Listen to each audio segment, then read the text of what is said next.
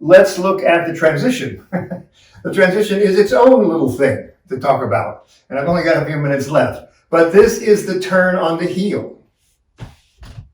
Okay, now this is a kind of rule you want to follow. When you turn, and this is a terminology problem, I call this an inside turn when you're stepping across yourself like this, okay? If you step across and you step farther, you will turn on the toe of the standing leg, like this, all right?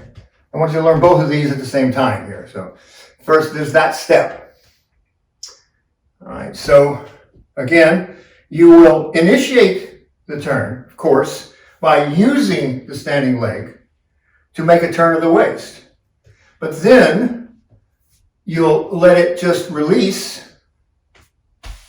and turn on the bubbling well.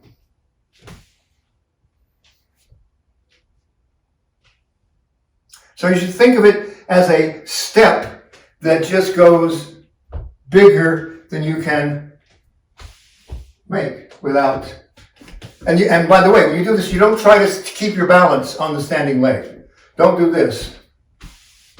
And then put your foot down. Don't do this like an empty step. This is a true empty step, which means you're not following this protocol of having to suspend yourself just while you step. But you're saying, no, I'm just going to step right onto it. Just like I was taking a step on the street, okay? But I want the leg to be empty. So that when I land on it, I sink down very easily and it's very soft, right? And it should make no noise at all. But again, just think of it not as a sort of pirouette and then stepping out, but just think of it as a step that's bigger than you sort of expected to make. So you just kind of keep going with it. And that turns on the toe, and that's very consistent. But what happens when you turn the other way? Not across, but you want to step out like this. This must be done on the heel. And a little experimentation with both will show you why. First of all, if you try to do the previous step on your heel, you'll just probably fall over backwards right away. And if you try to do this other one on the toe, you'll have a kind of motion like this where you sort of turn this way. But what you want is to induce a turn of the waist and then release the root. So the foot, and also think of the foot as the last thing that moves. Don't do this.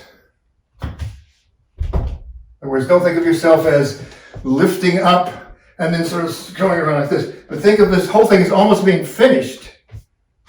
And then the foot catches up. So the waist moves, the body turns, and then the foot catches up at the last second. So the final movement, you spend very little time on your heel. So neither of these turns, you want to have it look in any way as though you're trying to demonstrate how you can stand on your toe or your heel and turn. That's just, falls out of place almost immediately. So again, open and close, and then catch up with the foot. I don't have really time today, but maybe next class I will show you a little bit how the application works. It's quite simple. We ended with, and I'm sorry we don't have time to review a lot that we did today because this is a pretty involved lesson. But the final thing that we were doing was this separate foot, right? And now we simply turn like this and then make a heel kick. Now notice, when we turn like this on the heel and the toe lands, after it lands, the waist can keep opening. So that's the whole secret. So you don't open, stop, and then try to do the kick. But you say, oh, I'm going to stop and then let my action keep going. And that becomes the first part of the kick.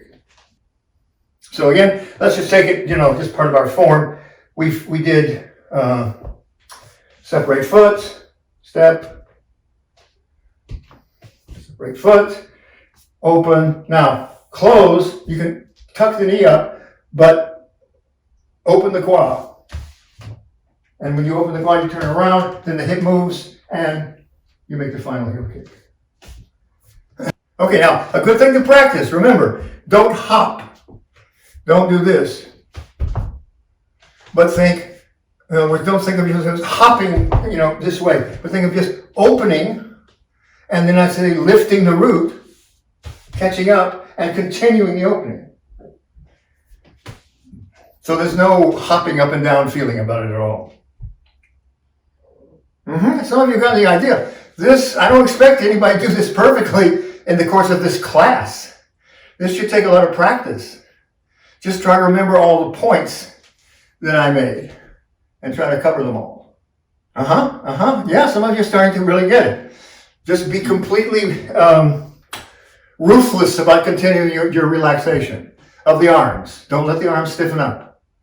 Just let them sort of do what they feel like they naturally want to do. They naturally will come to sort of a finish here, this opening.